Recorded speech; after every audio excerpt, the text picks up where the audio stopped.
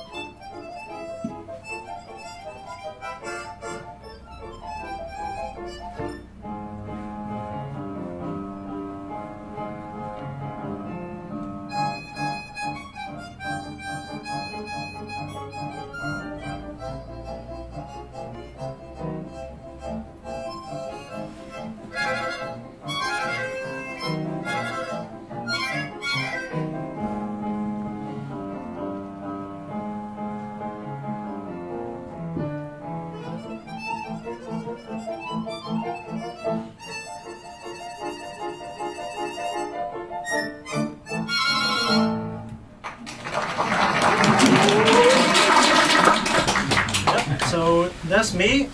You can obviously hear some flaws in the music and in the playing, but it was pretty cute and good to share with you. That was sort of my starting point of the whole competition era. I would say from 10 to 19 I was just competing always, but I was definitely having fun. And then 3 years later, just showing you, I think it was about the same level. I just grew up a little bit. I went into the high school in Hong Kong. It's called the King's College, which has a harmonica orchestra. So I entered that high school, and I started learning from my peers more than just the teacher. We were, exchanging ideas with students that was like 17 years old, 18 years old, and then I was the age of 13. So I got a little bit more mature, but I will talk more about how I think about my playing after.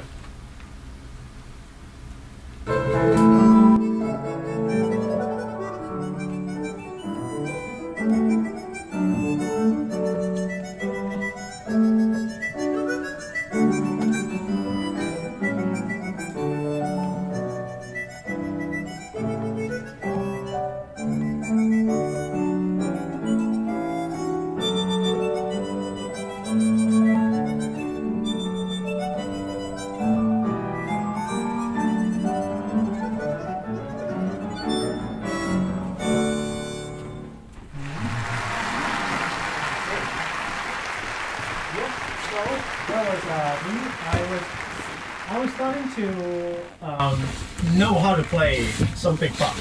I would say at that age. Like my teacher used to have like a calculation of playing an A2 of who is the fastest who can play, and then I was on the faster faster side of it. But when I think about my playing and what I was needed. So the first thing is something that I didn't really focus on, which is called a glottal separation.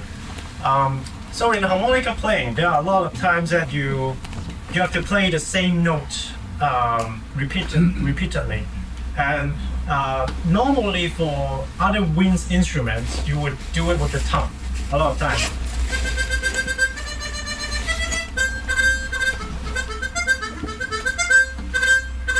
Like that. But then on the harmonica, I realized a lot of time when we use the tongue, we would change the tone a lot, especially in classical music. Like if you play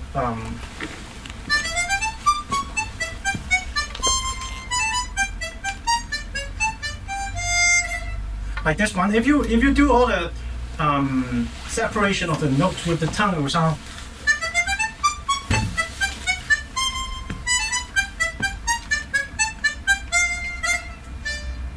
And then it has this like a band quality of the when you enter with the harmonica.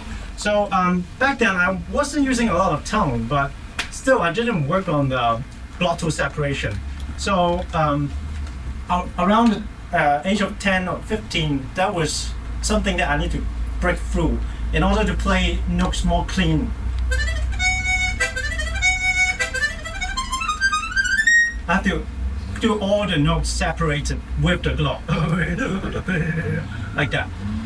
So that was the first thing. And then the second thing, it was shown by this maestro, Mr. Watani Yasuo. So if you have been to his class, his workshop, he focused a lot on two things: legato and projection. And I think the approach that he's using is very connected to the quality of tongue block, the sound of tongue block. So I think for a long time, the harmonica community is focused on whether we should use Parker or whether we should use tongue block. For a long time, I have heard it for many years. So when I was around 15, I met Mr. Watani Yasuo, and the way he played, he really focused solely on tongue block harmonica playing. So since I was studying with him, so I had to change all my playing because I was using the Parker all the way. So when I was 15, I started using tongue block intensively. So you can hear it's very different tone color.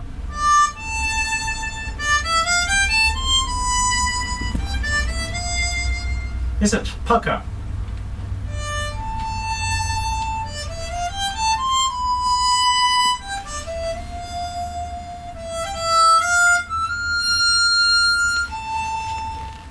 You can hear the smoothness in the sound, and it has a warmer tone.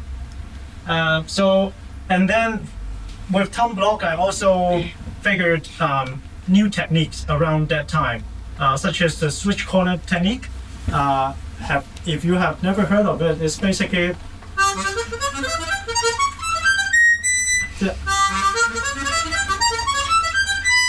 like this kind of sentence is played by switch corner technique. I think before me there was the technique called tongue switching. Tongue switching is basically switching your tongue and from left tongue block to right tongue block.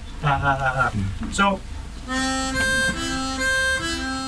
like that. And then I think I was just exploring tongue block when I was around that age, and then I figured if I'm moving my tongue, why not I move my hand and just let my tongue fixate at one point.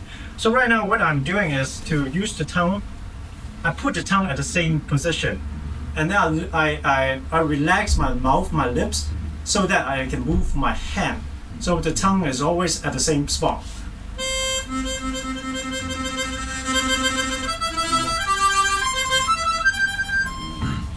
So with this new technique, you can imagine it is no longer limited by the speed of tongue. Like there's always a limit, right? But with the hand, it's almost unlimited.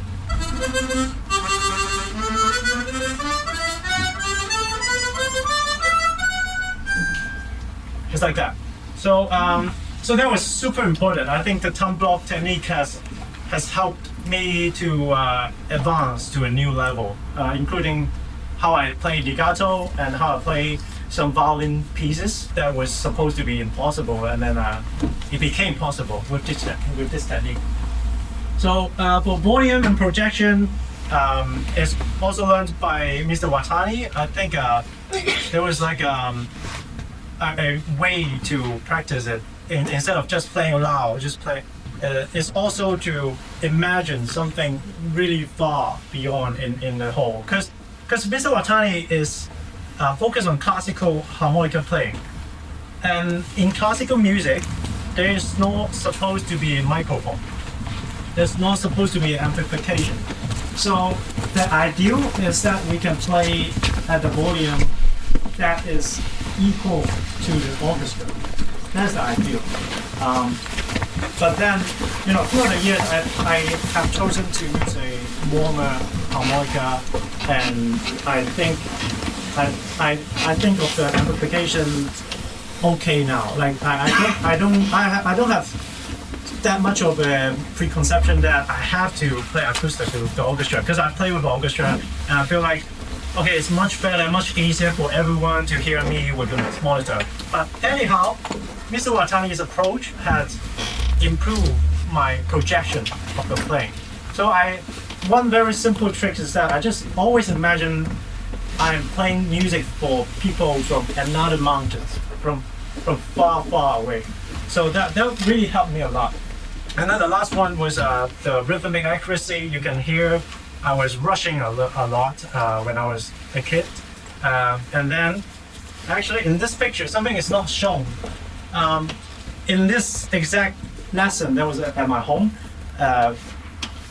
Watani pulled out his metronome, and then he put it on my ear, and then tick, tick, tick, tick. So for the entire session, for like 15 minutes, I was hearing here. Okay, now like that. So, because a lot of kids, a lot of teenagers, they don't like the metronome, because the metronome is annoying, and especially in classical music, usually the maestro do not play in time. Like they stretch the time, and then they accelerate and they decelerate.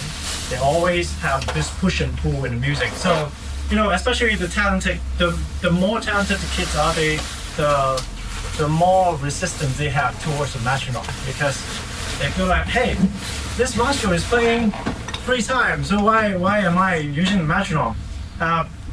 So I was one of those naughty kids. I didn't like the metronome at first. But then after studying with Mr. Watani, I thought, oh wow, it's actually extremely helpful for me to know where I am in the music. So at this last stage, with the help of Mr. Watani as well, I attended the first World Harmonica Festival, 2009. I was 15 years old, and this is my friend.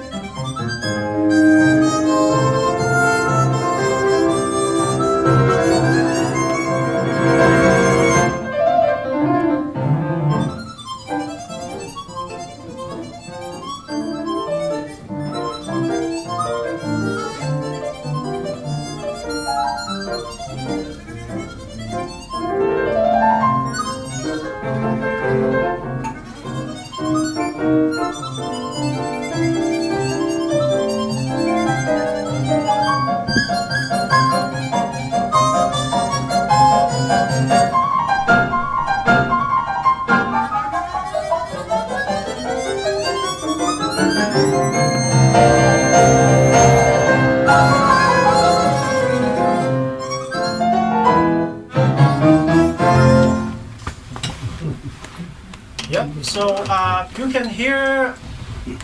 I've grew up a little bit, especially at the last session of Prelude and Dance. If it was the 10-year-old me or the 13-year-old me, I would definitely be rushing, and it's much harder to be Well, now I use the jazz language because and we gotta get to it later.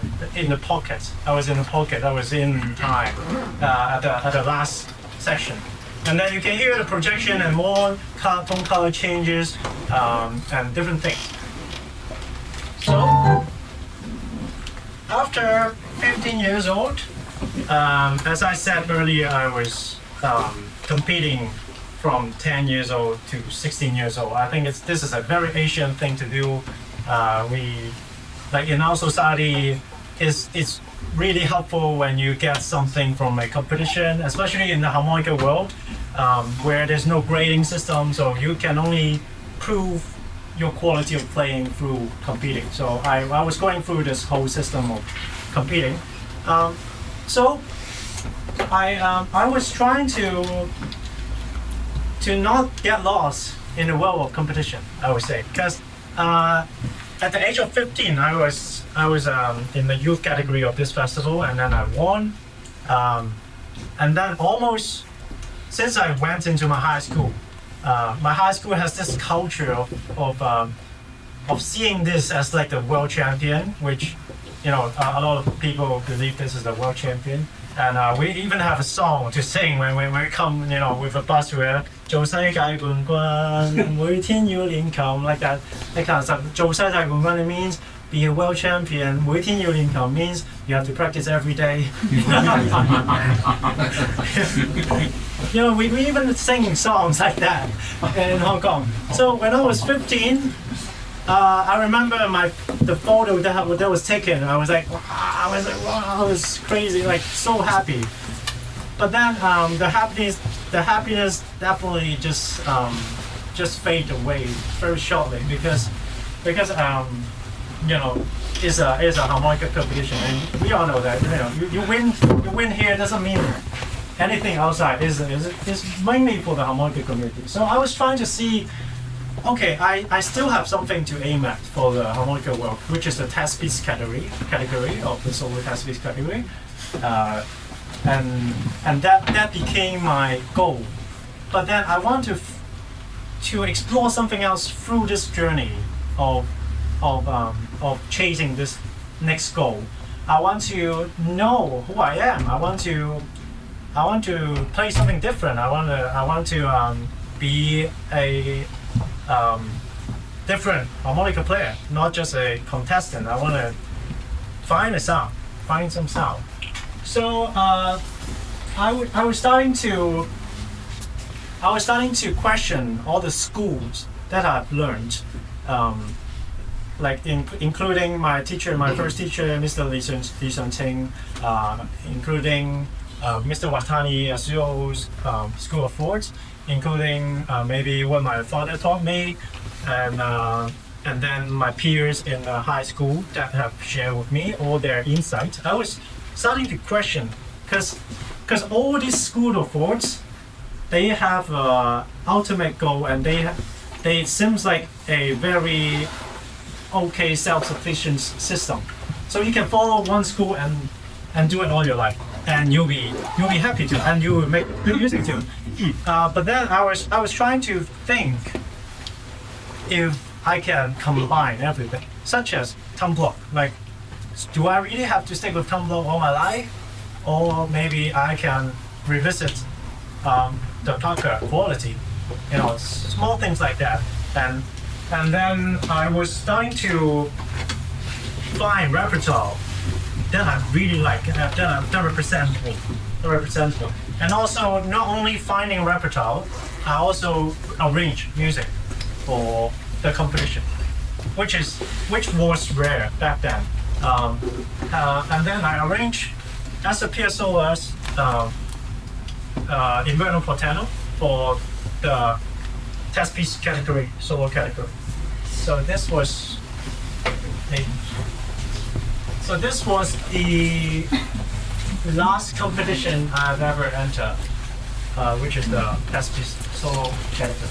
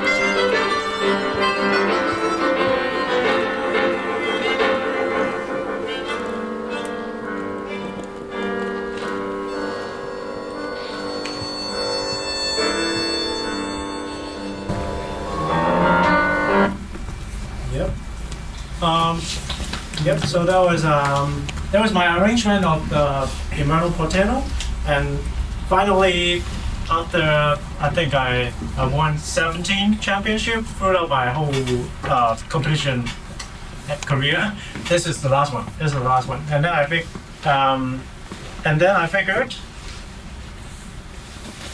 when I was standing on the prizing ceremony stage, I didn't have that crazy happiness like I was 15 years old. But the highest point of that journey was actually playing this moment. I was very satisfied with the playing back then, and I was very happy with showing the community my work. And I feel like that has pushed me to a new chapter as a musician. I was no longer just looking at the prize, no longer looking at the award and one single ultimate result. I was trying to create something and make some change and create my own sound. So after returning to Hong Kong with the World Championship title, it really helped.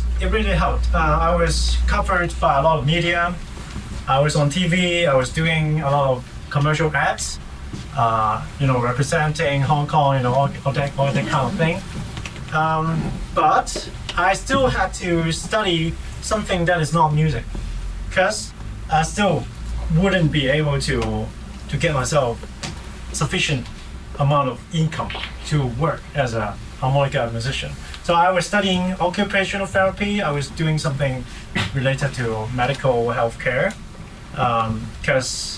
simply because of the fact that I don't think I can make a living as a harmonica player. Only until and then I realized all this competition will not lead me to doing what I want to do in my life. So I feel like because all this competition was also in the genre of classical music, and if you look around the world, there are how many concerto soloists are orchestra looking for? How many orchestral player is required harmonica player? Probably none. Maybe 1 to 2 modern composition that has harmonica in it. In the classical world, basically, is impossible to live as a player. You can live as a harmonica educator, but as a player, it's almost impossible. So I feel like I need to explore something else if I want to do music for my life. So I started self-taught myself from classical to jazz. That was the era of 19 to 24, and that was the time I started finding resources, reading books and stuff, and I was playing all by ear. So right now this is a video of me at the age of 21. A video that I don't dare to watch, and I hope you don't film it because that was the beginning of how I played jazz, and it was terrible. But I think I need to show you to let you know my journey. So.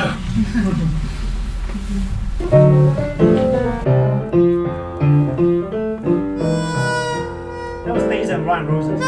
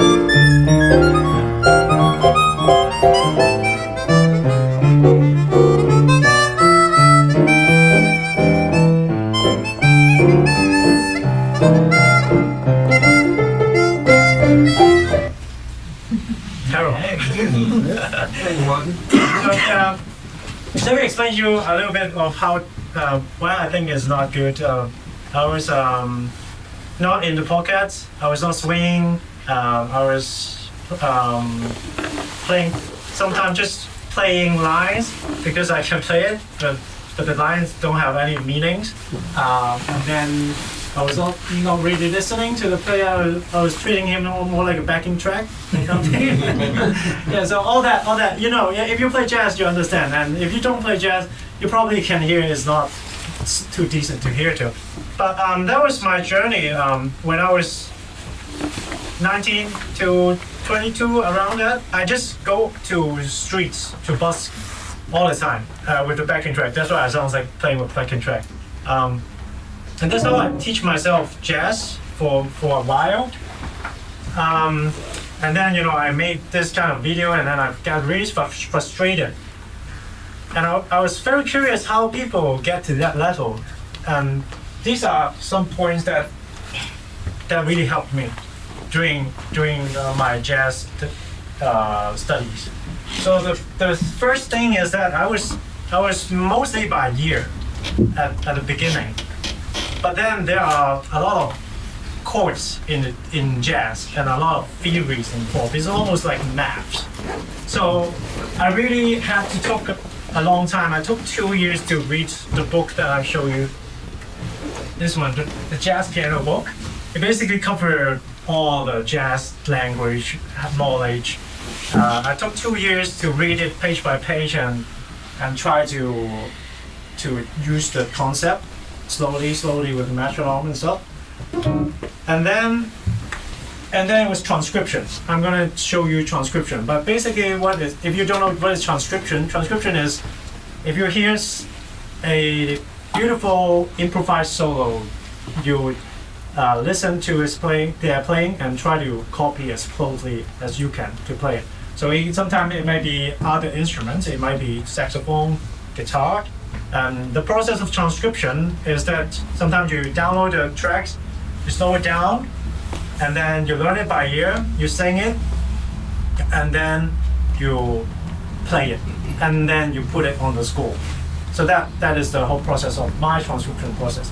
And I'm going to show you some reference later, some download. And then the final thing is to learn from non-harmonica musician. I think stepping into the jazz world was the first time I really got out from the harmonica bubble. The harmonica bubble is wonderful.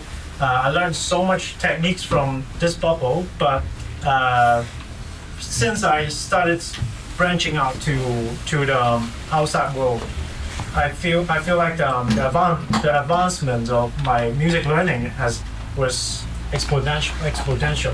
It was crazy. Like learning from pianists, from guitarists, especially their harmony, and then sometimes playing with drummers, duo. You learn so much rhythmic ideas. So this was I'm gonna share with you 2 of my transcription work. Well, let me see what's the time. Actually, I'm gonna show you one. Okay, I'll show you this one. This one was done when I was younger, so it was not as good. But this was Jacob Collier's. Jacob Collier is a wonderful jazz, British cross songwriter musician, and I feel like I have to learn his solo on the melodica of Georgia on My Mind. Georgia on My Mind.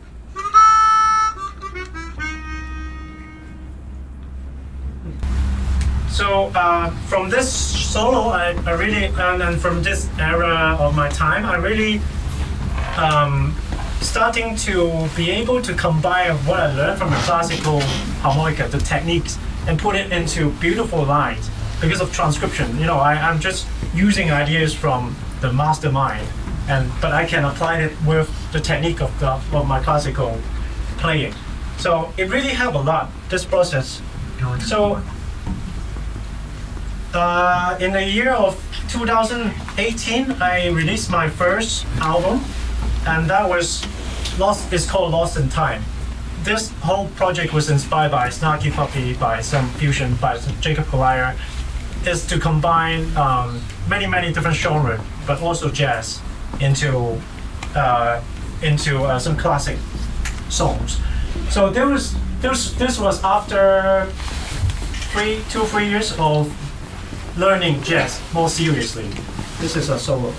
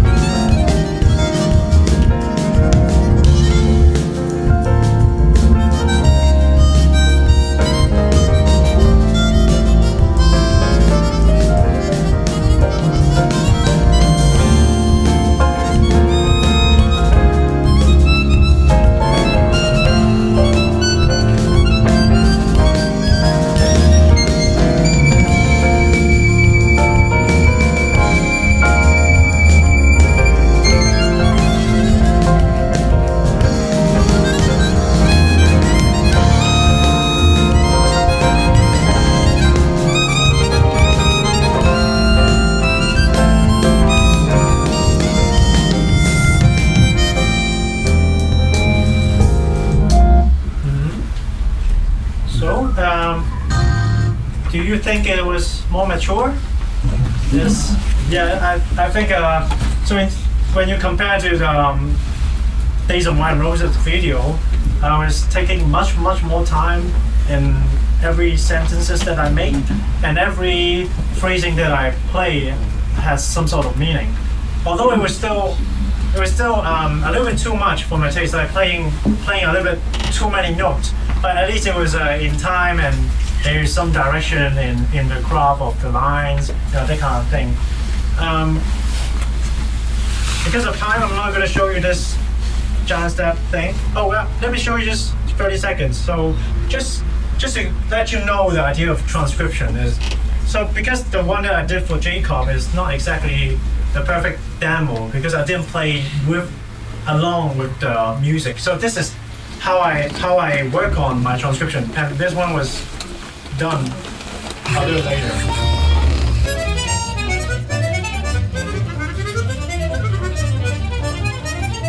You hear the saxophone playing.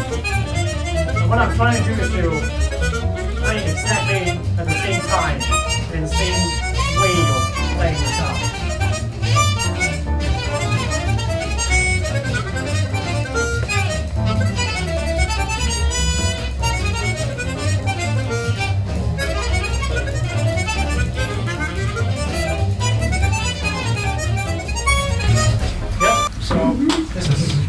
John Stepp, and this is how I learned jazz for most of my time. Whenever I have free time, I pick a new solo and I work on it. It's always like that.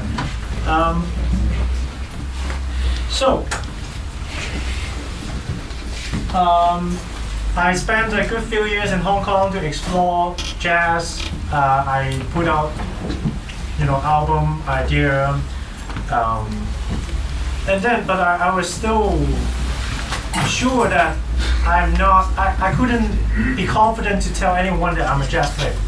I was at that stage. I was like, the real jazz players are crazy. Like, how do they do it? Like, how do they memorize all these tunes? And how do they swing so hard? I was playing mostly like just backbeat music, like groove music instead of swing. But like the true jazz musicians are crazy. Like, how do they do it? So when I was 26, that was the year of COVID, the year of pandemic. I had no job because back then I was also relying a lot on cruise ship performance. But then the first gig to cut out was definitely the cruise ship. I had no more cruise ship gigs, and then all the land gigs got cancelled, and then Hong Kong went into chaos, political chaos. So I got no job. I was basically unemployed. That was the first time in my life after I graduated from my undergrad. So I was making a choice. I was thinking, should I just go back to the medical field, or should I keep going, keep trying, keep believing in myself? And then I made the decision of, okay, let me try to apply to a music school. I have never done it, and I've heard that it's very difficult as a harmonica player because harmonica is not a major instrument in most music schools. And then I applied for Juilliard, I applied for Berkeley, I applied for MSM, Manhattan School of Music. I wanted to go to New York. I applied for many schools. I applied for 6 schools in total, all prestigious schools in the world. And 4 of them replied me that, sorry, we don't allow harmonica as a major instrument. So not even a chance, not even a chance of application. So I got into the stage, the final stage of Berkeley and then NYU. Turned out I went to NYU, and I had a full scholarship to go to NYU to study. So I made the decision to let's go deeper and come back stronger when COVID is done. So I went to New York and studied with the roots of jazz, the people that is linked directly to Charlie Parker, the people that is linked directly to John Coltrane, who were playing with Herbie. I was studying with people like that. I was studying with Adam Rogers on the guitar. I was all the some transcription that I've done. I've actually met them in person, and I've shown them my videos, like Cassie Benjamin from the Robert Glasper album. So that was a very, very important stage of mine. I really had to forget everything and relearn. The name that I just mentioned, Adam Rogers, he was my teacher in my first semester, and he was asking, okay, who has a composition that would like to share? And then I share a composition from before, and he was just like in my face, I don't like this melody. I actually don't like this melody. And then they don't. I mean, they have a set of aesthetics in New York, especially. And then I feel like the journey in New York is mainly to just let go of what I believe was beautiful, and then I relearn it from the root. From okay, so if you say this is not pretty, so what is pretty? Okay, this is actually very pretty. So why is the music that you're sharing very pretty? And then I trace it back to, okay, so these people play with these people, and these people play with these people, and then it go all the way back to the workshop era. Go back to the 100 years ago. All the history has a reason, and there's a reason for jazz to sound like that today. So I think that process really helped me learn jazz and to know because we all think jazz is just improvise, we create music and we play on the top of my head. But after I went to New York, I feel like I know that, and I realized that I learned that jazz has a very strong history that you have to follow. And after you follow their rules and then you change something, that is another story. Like Shy Master was doing, like Brad Melba was doing. So that was very important time of me to let go of my ego. I came with strong ego, and then I came back with very small egos. Like even up to today, right? Especially people who are in the competition field, who are the award winners, who it's very easy to have a mentality of that. Oh, I'm the winner, I'm better than you, that kind of mentality. But then I think the journey in New York for me, every time. So I've graduated, but I'm still on artist visa. I go back once in a while. Every time I go to New York, I just walk by busker street players, and I'm like, okay, Miss Olga. It's like that. Everyone is crazy in New York. So that was a really, really good, fruitful, valuable journey of my life that I reconstruct myself as a musician, and then I have a better ground to build it from there. So this is me in New York. Just I got called by my teacher, Manuel Valera, who's a many times Grammy winner. I just call. It happens all the time in New York. They just call you. Oh, did you bring your axe? And then you play on it. So I just jam. This is a video of me jamming with the maestro.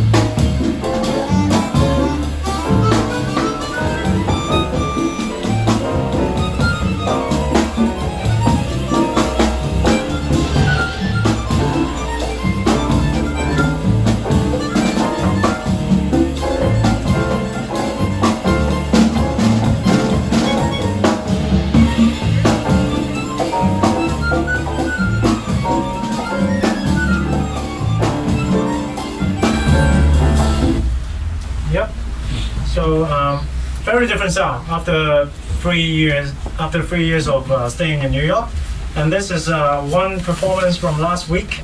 I did in Hong Kong in a festival called Wine and Dine Festival.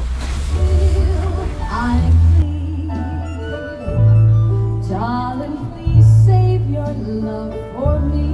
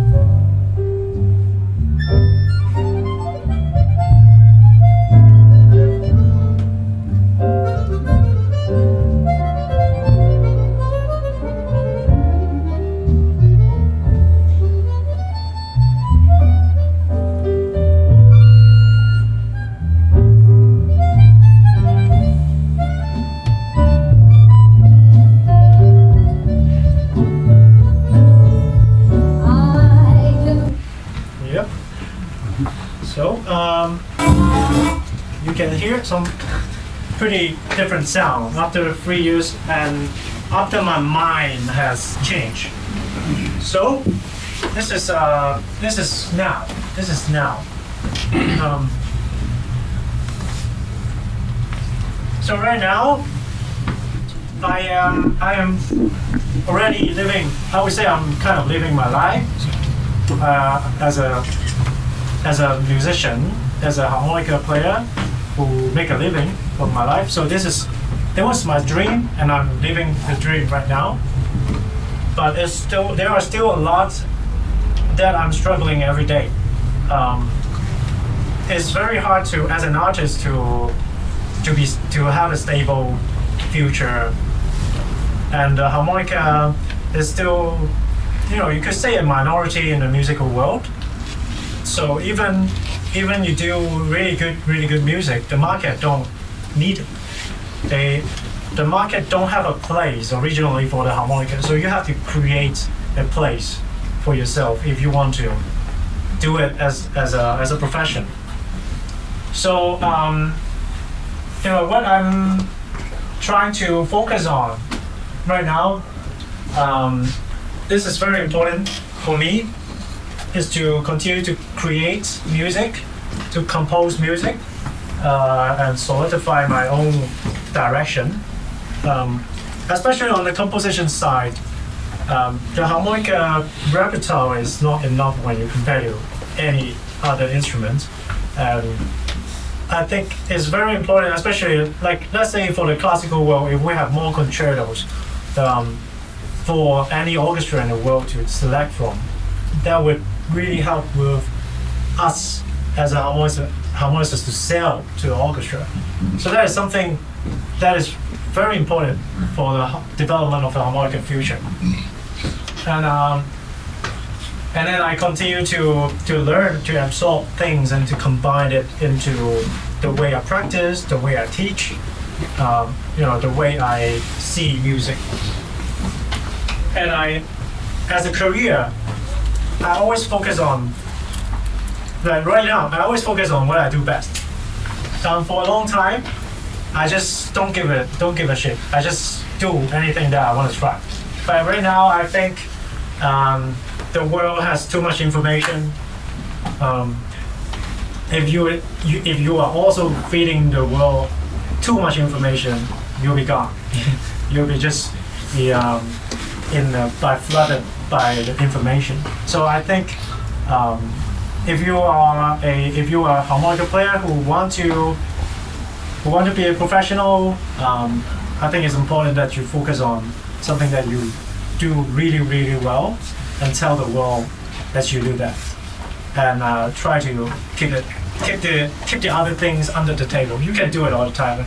I still play something that I don't play well all the time in my own time, but when you're on the stage, it's good to share something that you're good at.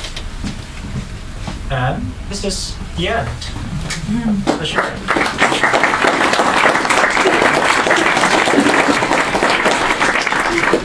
I think we started 10 minutes late, so maybe 2-3 questions. If you're not in a rush. Yeah. You've written a book, I guess. You have an annual or something. I have a book, yes. Yeah, is it classical or jazz or Beckley? It has both classical and jazz. I try to cover all I believe. Thank you for bringing it. Yeah. Any other questions? Nice. Yes. This might sound a bit controversial, but the top chromatic players concentrate an awful lot on playing very fast, and sometimes there's too much speed. But if you listen to trumpet players, saxophone players, they also use long notes, and they use the quality of the note. And I think that chromatic players have got a bit nervous about the tone of the harmonica, and that they indulge in playing very rapidly as a substitute for having a very good, warm and big tone. That's something I've thought. I love chromatic, and I play it a lot myself, but I find this is a frustration of it, and I don't think the answer is endless really rapid playing. that seems to be a trap for the top players. When they get up, you just hear endless 64 notes and very rushed scales. But if you listen to saxophone, trumpet players in jazz, they also, play crotchets. So but they concentrate on the tone. Yeah, I think a lot of for chromatic players, I would top of my head like a Toots, in the jazz world, Toots Filament, and then from the classical world, maybe Larry Eller or Tommy Rowley or Sigmund Gruven, or even they really focus on beautiful tone color too. Especially Toots. When I look at Toots' career, when he was about 20 to mid 30s, he was playing a lot of upswing. He was playing a lot of bebop because he needed to catch up with the saxophone player, the other players that are right next to him. They are playing like John Coltrane. You hear his solo is crazy. Of course they do slow piece too, but if you go to like the jazz scene in New York, everyone is naturally to their ear is not even rapid. It's just normal speed because everyone. Yeah. So Toots in that era, he was trying to prove a point that harmonica can play bebop, and also bebop is all about upswing. Bebop, this genre of jazz. And then later, if you check out his album with, let's say, Affinity with Bill Evans, that album has already matured in a way that he was just playing a few notes sometimes, or a series of notes, but it doesn't sound like a series of fast notes, So I think it's always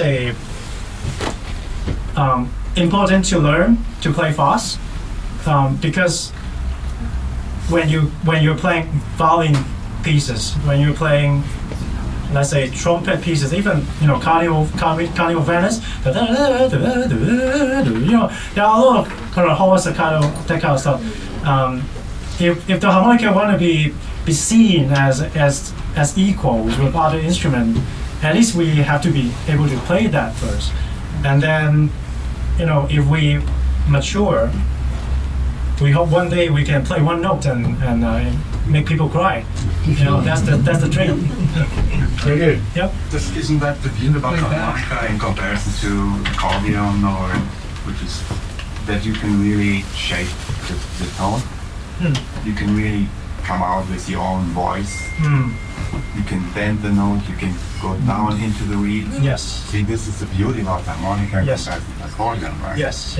And if you play long notes, you can really explore it, right? That was actually not my question. Okay. That was a feedback.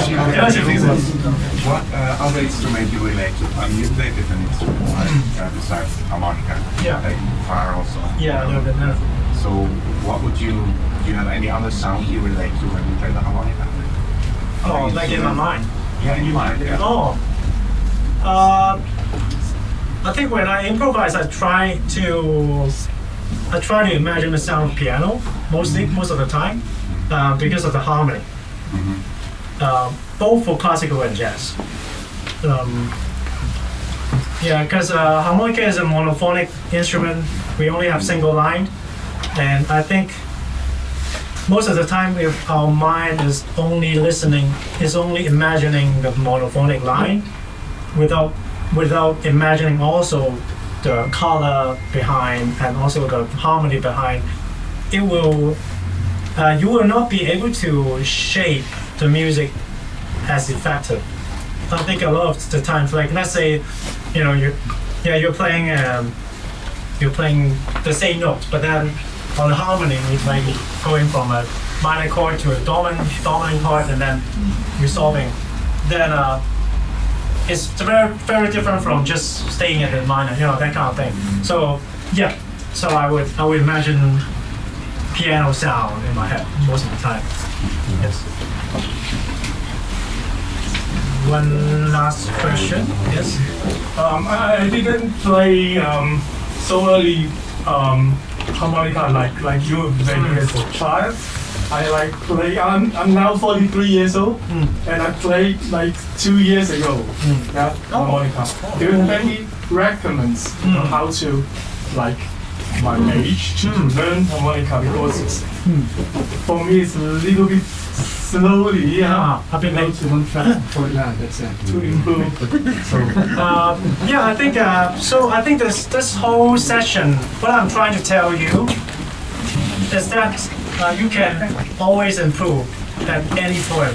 At any point, like even you are already virtuoso or already playing so many notes, you can always find something to improve. And if you have a will to improve, you can always find the way to improve.